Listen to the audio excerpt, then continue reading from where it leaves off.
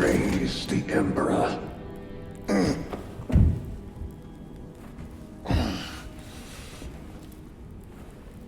The wound was fatal. You survived only through the Rubicon surgery. We remade you. You are a Primaris now. Why? Lord Calgar issued the command himself. Is he here? Gone. Summoned by the Primarch.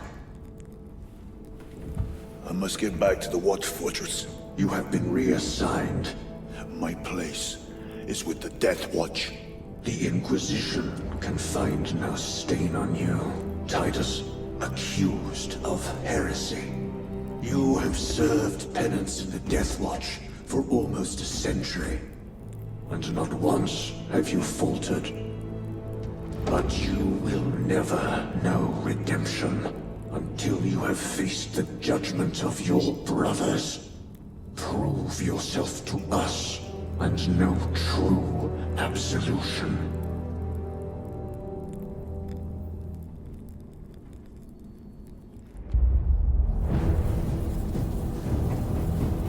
What is your life? My honor is my life. What is your fate? My duty is my fate. What is your fear? My fear is to fail.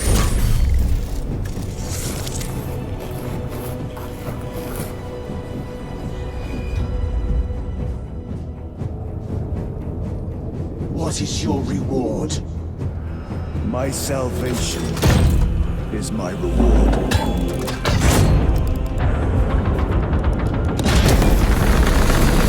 What is your craft? My craft is death. What is your pledge? My pledge is eternal service.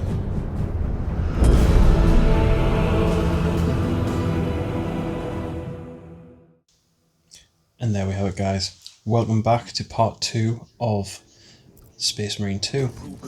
I'm Matt, this is my beard, and that is one of the coolest little intro sequences to a game that I've played for quite a while. So I'm just going to adjust. There we go. So, story so far, we have found Kadaku planet, which is being invaded by Tyranids. We are Titus, and we've just been remade as a Primaris Marine. Pretty cool. Let's see what happens. Questions. Lord Calgar has offered you a second chance. Do not taint it.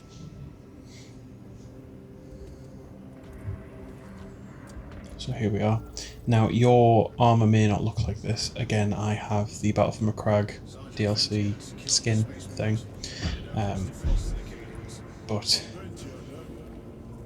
here we are. So we are now in orbit. We are on one of the fleet ships. And now we're going to go and report to Captain Arkan.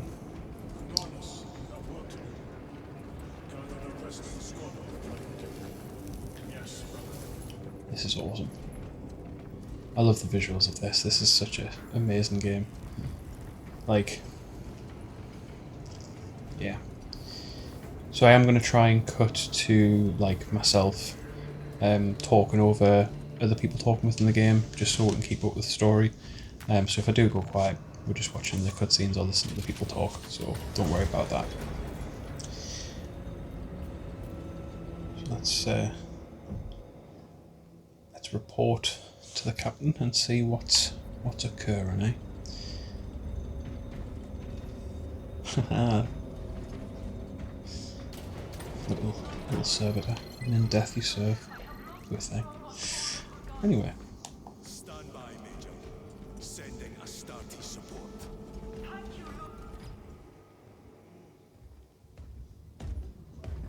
My lord. Lieutenant Titus reporting for duty. Have Sergeant Gadriel report to the bridge. How are your wounds? Good enough. straight with you, Titus. I have my reservations about your reinstatement. There could be questions, suspicions. I cannot afford discord among the men. Not now. You're a lieutenant now. Will that be a problem? No, Captain. Very well. We're facing a Tyranid splinter fleet. They engaged us on 2 planets. Avarax, a hive world, and Kadaku, which you already know. We're abandoning the latter. It's mostly Adeptus Mechanicus research facilities.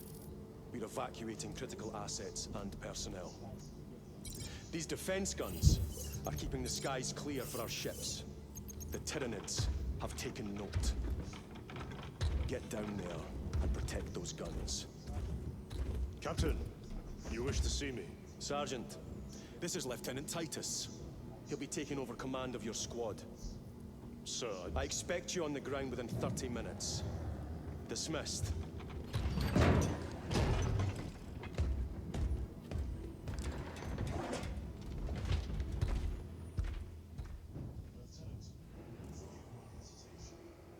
Lieutenant, forgive my hesitation.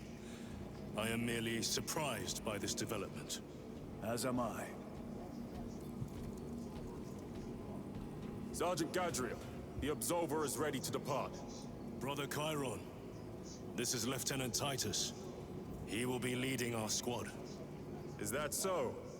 Well, I shall be glad to have a commander of such experience. Is the rest of the squad ready? Already assembled on the flight deck. Good. We leave immediately. So, Gadriel and Chiron, they're our buddies, they're our pals. I'm not playing with other people, I'm just playing the solo version of the game. So they are basically bots in the game, and they become quite helpful to me as I, if you already haven't noticed, tend to fall over. And they do actually help assist, like pick you back up and stuff, so pardon me, so it's pretty good. Oh, now when I first saw this, I'm not going to lie, I was in awe. For those of you who don't know, one of my dream models from being very young was the Thunderhawk gunship. Like many of us, we saw the Thunderhawk gunship in like the Forge World, Little Supplements, and in White Dwarf. Look at it, man. It's so cool. Have any of you faced Tyranids before? I can't believe there's one just like literally a few miles down the road. I will get one at some point. I do obviously have the subscriber goal of 750 subs, and I'll get one. So if you haven't already, and you would like to see me paint up and build a Thunderhawk gunship, then please subscribe. I'm aiming for 750 subscribers, hopefully by sort of the middle of next year. And I'm aiming for 100 subscribers by the end of this year. So, and we're on, I think it was 55 last time I looked, and I'm really quite surprised that I've gotten that many subscribers so far. Like, you know, I have been spreading the word a little bit, but I haven't been too much of a, you know, I haven't been spreading it amongst my friends that much. I've only shown it to a few of the people who I play with. I've been discussing some of the content on the groups. So, for example, on the Necromunda group I'm a part of, so I'm part of the Sub City Radio community page. I actually put a post up there about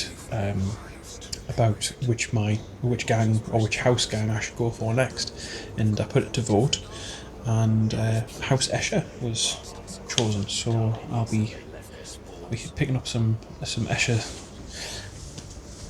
gangers in the coming weeks and months, and we'll be building a new gang. So, there we go. Quite interesting. Quite fun. Oh, it's just like in ultramarine colours. It looks cool, but like obviously with me doing the Deathwing Assault, like box being the thing that I'm doing, like I don't know. It's just it's I think when I do get it, it's going to be in like the cream and the green, so like the Wraithbone and the Caliban green and all that sort of stuff, because I think it would look absolutely amazing. I've got some really cool ideas of how I'm going to do it, and like, so yeah, I would love to get that. It would be such a cool model to build. But I do have a bit of a surprise for you guys coming quite shortly. I'm not going to say too much more on it. It's nothing to do with Space Marine. It's nothing to do with my Space Marines or my Dark Angels or my Deathwing. Yeah, so let's watch. Let's watch here.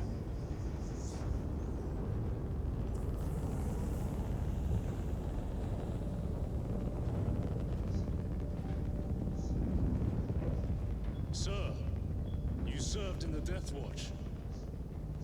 Yes. That must have been a great honor.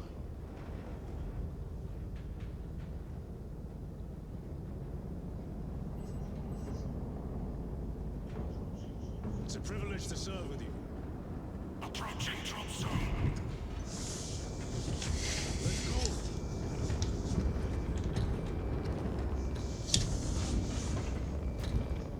You see those service studs? Our lieutenant is over 200 years old. He couldn't have been born a Primaris. You're right. And now he has your command. Sassy.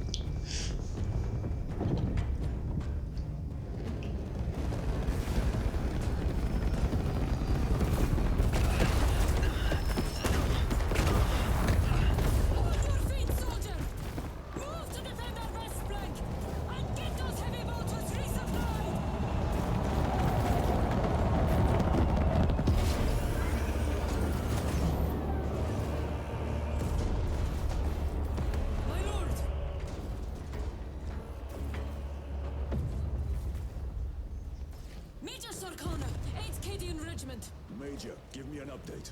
The wretched beasts have taken the orbital guns. They pushed us back to this encampment and are staging a heavy assault.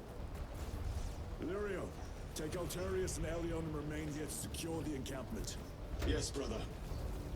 Major, we must reach the defense guns. Yes, my lord. Follow me.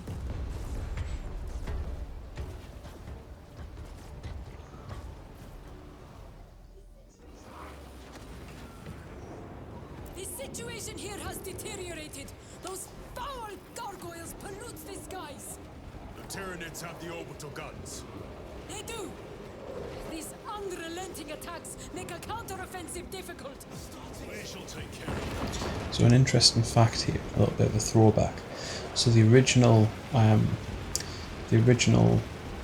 sort of encounter, the first encounter with the Tyranids, it was documented that the Tyranids did actually go to attack the orbital guns there too. So they seem to have got it down to a T as to what they need to attack first and what they need to go to first, and that's part of the hive mind and how it's, you know, how it operates. You know, the whole idea is that it's any interaction with the Tyranid is a data gathering experience for the hive mind itself. Sorry, I'm just checking for data slates. That's why I run off into random corners. But yeah, as I say, the first ever interaction with the Tyranids, or the first recording of a Tyranid invasion, part of that was we had they had to basically go and clear out the Tyranids from the orbital guns that is taken over. So I think this is quite a cool little throwback to, a little nod to that part of the Tyranid lore, because again, it's part of the initial incursion, or the first time we saw it. Intelligence reports multiple So, closing in. Direct us to them. Sending coordinates to your Auspex display. and medkit. Happy days, that'll help. My lord, we are preparing an airstrike. Can you hold the enemy in place until it hits? Consider it done. So now just a quick with a dagger, like just a regular combat dagger. Sorry, just making sure that didn't take much damage there. But yeah, we'll do an execution on.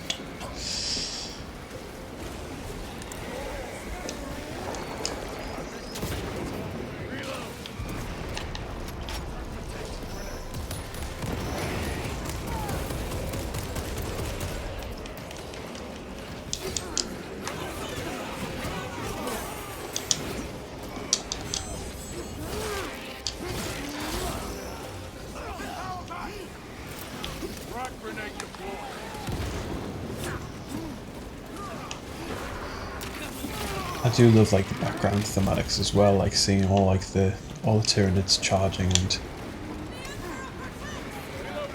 you know, it really gives an idea as to the scale, or the true scale of an alien invasion, or a Tyranid invasion at least.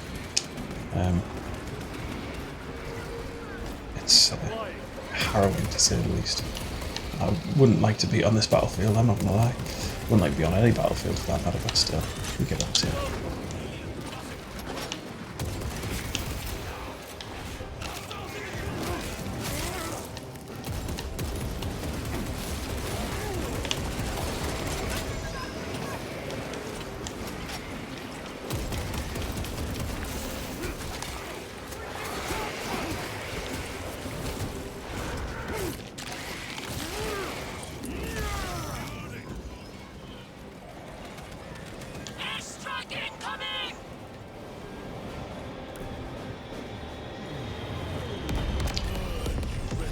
That'll do it for now. A direct hit, Major. It's a miss. Never miss! Dear me. Everyone at this base owes you their life, my lords. The Emperor protects. We must proceed through the jungle to reach the orbital defense guns. We're on Illyrio. Assist the Cadians while they establish new defensive lines, then report back. Yes, Lieutenant. It won't take long. So, The orbital guns are on the other side of the swamp. Be alert. The Tyranids will be lying in wait. This must be where the swarm originated. These abhorrent husks are everywhere. Living organic machines. Indeed. Their ships, these pods, all of it. Their very existence is heresy. We shall thin their numbers today, brother. so every so often the game will drop a drop pod with different or more suggested munitions and armament to take you forward and play the game with. So you'll find that in some parts it'll drop like melter weapons, and in other parts it'll just drop regular just standard sort of bolt rifle, bolt pistol, that sort of thing. However, if you look in the surrounding area, I found that you do actually find some more interesting armament to play with. So if I remember rightly, around here, so there's a data slate, and then also there's an auto bolt rifle. Now let's listen to this data slate. Tried to reach the downed storm talon. Bog stunk beyond words. Several of us drowned in its stagnant pools. Scope of the Tyranid infestation still unknown. Last reading suggested Kadaku was near the threshold for exterminatus. If that be the case, I would not weep for this world. It has already claimed too much. Now, I think I'm going to stick with the bolt rifle with the grenade launcher attachment, because it is a tertiary weapon, so it's a third weapon that I can potentially use. Obviously,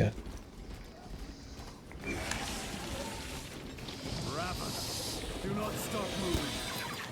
now this is the first encounter of the Ravener. Now, I actually have never owned a Ravener in my models. They're cool, but like the original sculpt of a Ravener just looked like a really cheap snake. I know that sounds really weird, but it just never really kind of did it for me.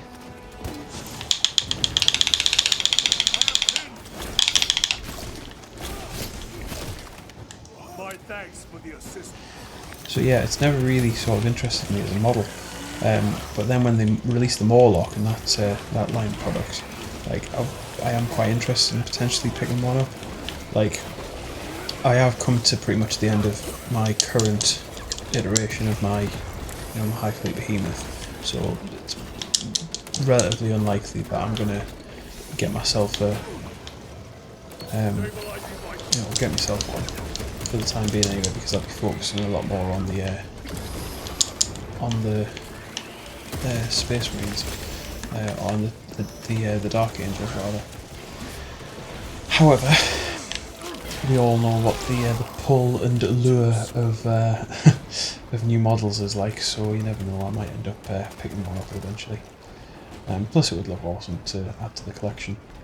I am actually looking to get a display case or display cabinet and have a little bit of a change around of my room, because I like the current setup and arrangement, but I think based on the volume of models that I'm soon to build and work out, I've actually got nowhere to correctly put them, so I think having the display cabinet would really sort of work well.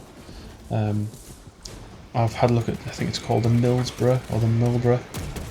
It's a double wide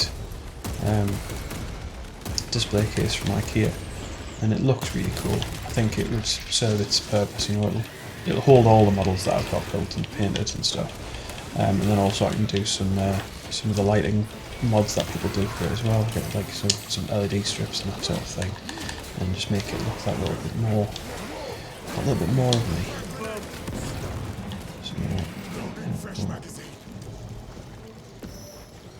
We do also have a heavy bolt pistol, so I didn't say about this earlier on, but I did end up picking one up from that cache, so that drop pod of items you probably saw it. But yeah. I expect better of the Cadians. Losing the orbital guns was costly, and they paid for it dearly. I think that's part of the fun of this channel as well, because you'll see the evolution of my setup as it currently is into future iterations of it, and how it how I want it to start to look and how I want it to start to feel. Like as I say, getting the display case will be a really welcome addition to my setup, and overall I think it'll just be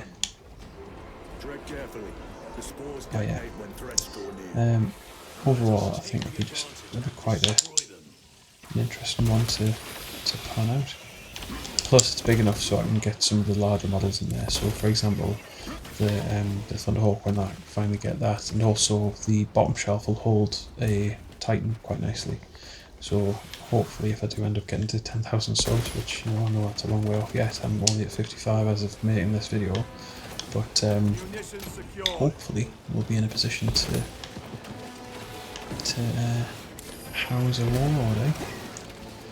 Maybe a Marita, maybe a Warhound, you never know. But anyway.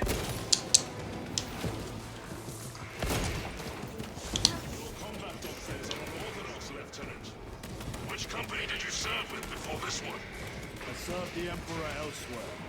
The Death Watch? Yes. I hope I too will share that honor one day.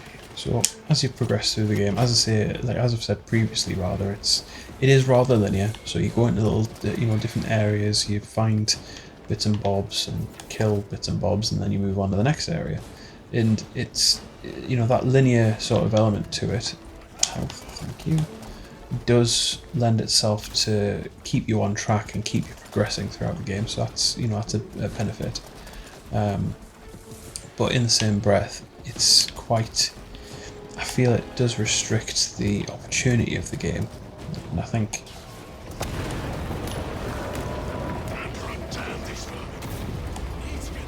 I think you understand what I mean by the restrictive side of things. Just in the sense of, imagine if you were in the world able to explore wherever you want to explore, and you were able to just enjoy the game in your own way and at your own pace. Now I agree that the linear nature of the game helps in the sense of it just keeps you on track and it keeps the interest to the story at hand. But for somebody who's very much in depth and very much in detail and indebted to the lore to a degree, it is a... What else killing is there? Right, there we go, me first down. Karen, thank you very much, appreciate it. Didn't mean to die, but I did. Yeah, these guys come in clutch, I'm not going to lie. They've really helped throughout the game that I played prior to starting this new save. So, you know, it's they are helpful.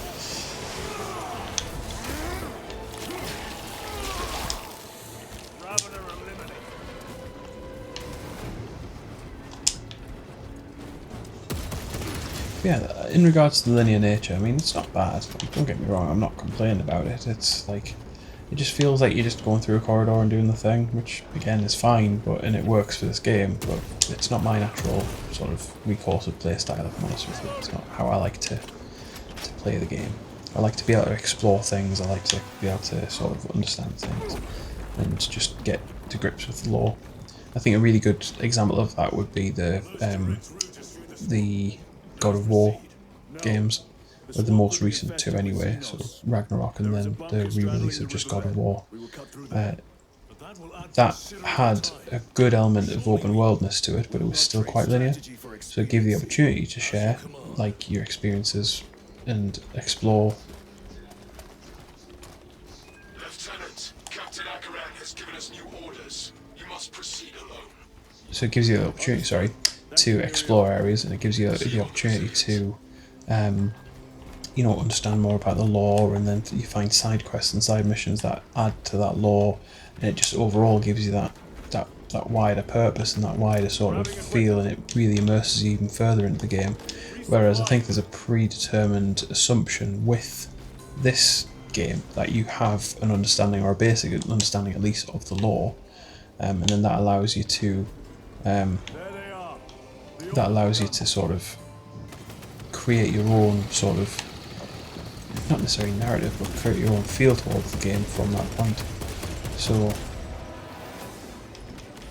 was going for the execute, but he was shot. Never mind. So yeah. Anyway, that was quite a lot of waffle. I do apologise. As I say, I'm trying to make sure that I cover some points that I want to discuss with you anyway. But no, so these guys, the Tyranids in this, as I mentioned last episode, they are in the Leviathan scheme, so we can assume that this is the third Tyrannic War.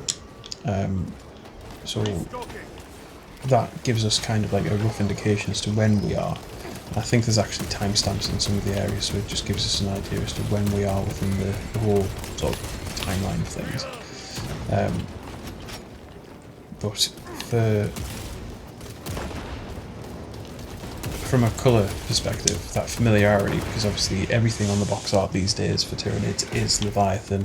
Obviously that's where we are in the game's lore anyway, so it just makes that more, you know, a little bit more sense to keep it like that. However, I think it would be a really cool addition if you were able to sort of choose which colour scheme or which high fleet you were fighting against. So similar to the... I need health. Similar to the way that you've got the Battle for Macragge downloadable content skin for Titus, which obviously I'm wearing now. I think if you were able to download Kraken or Behemoth or like any of the other Splinter Fleet colour patterns for the Tyranids, because it would be a relatively easy sort of game port, to be honest. It wouldn't be too hard to make that amendment, so to speak. Head off and stab you with your own arm.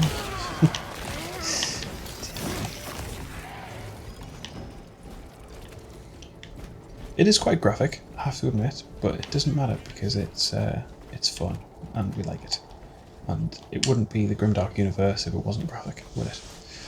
So there we are. Now then.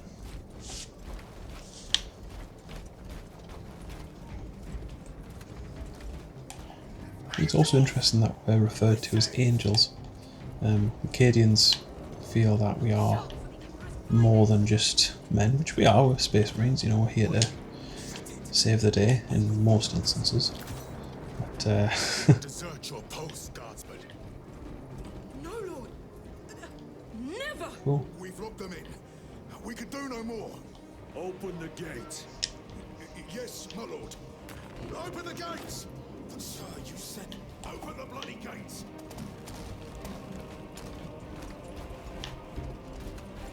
What was that? Heavy boulder. Right. Do we want a heavy boulder? I think we do. They will not get past this. Right. Another wave! We can't hold them! So we're now going to get attacked again. Funny that. Into position, men! Do not let them surround you. Trying to get up here.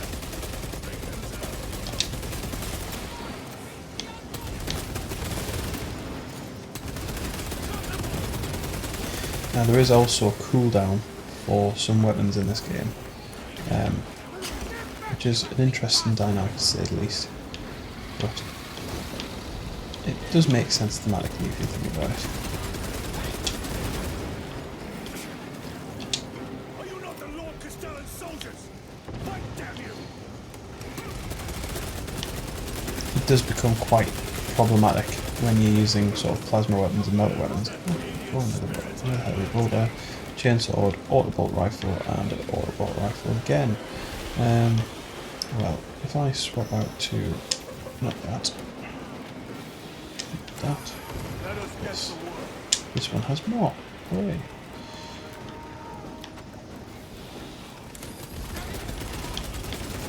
More ammo, please. Off you trot. Leave me alone.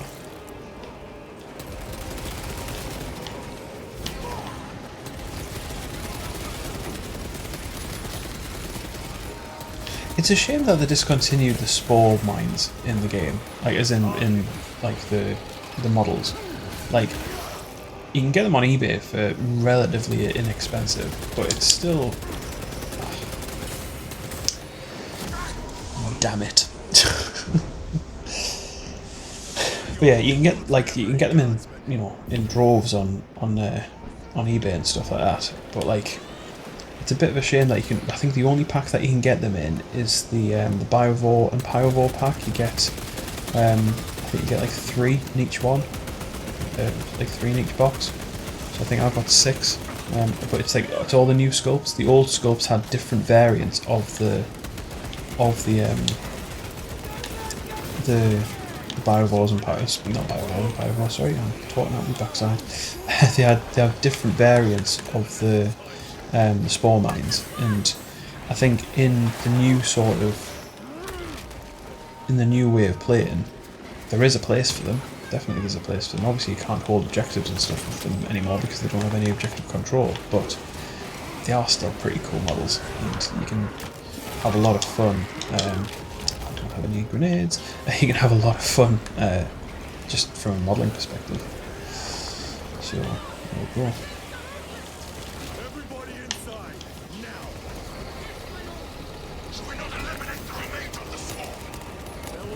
Right, let's get in here. Get away from these guys.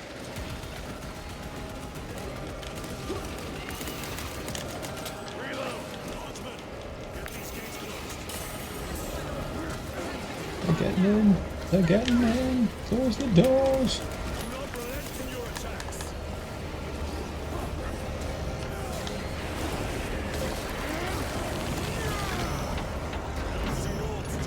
Go. Makes them easier to kill. You have yet to see the worst. Oh, I look forward to it. We are wasting time. Proceed through the gate. It is a really cool game. I've really enjoyed playing it.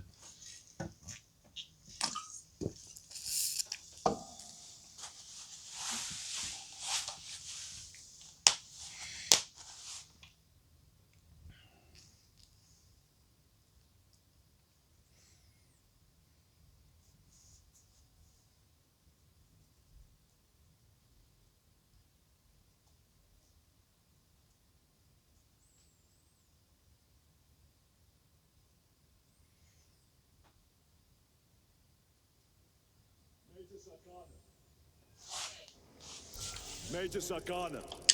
Go ahead. We met with one of your squads. The Aquila is absolutely everywhere as well in this game, by the way. Like, it's pretty cool. Well, what I think I'm going to do, guys, I think I'm going to leave it here for this episode, and we shall return next time and continue on to get ourselves towards these orbital guns and see what happens from there. So if you've liked the video, please drop it a like, that would be great. If you're new around here and you haven't already, please drop me a subscribe. If I would love to get to 100 subscribers by the end of the year, that would be really awesome. And I do also have a 750 subscriber promise, which is I will be buying myself a Thunderhawk gunship and doing a full breakdown of that, build, paint. That'll be a big video series, just purely in the volume of work that's required. It won't be like millions of episodes, it'll be just a handful, but in that time, obviously I'll be going through a lot of detail and I'll be putting a lot of time into that Thunderhawk to make it look awesome. But anyway, thank you very much for watching, guys. I've been Matt, this has been my beard, and I hope you have a good day. Catch you later now. Bye.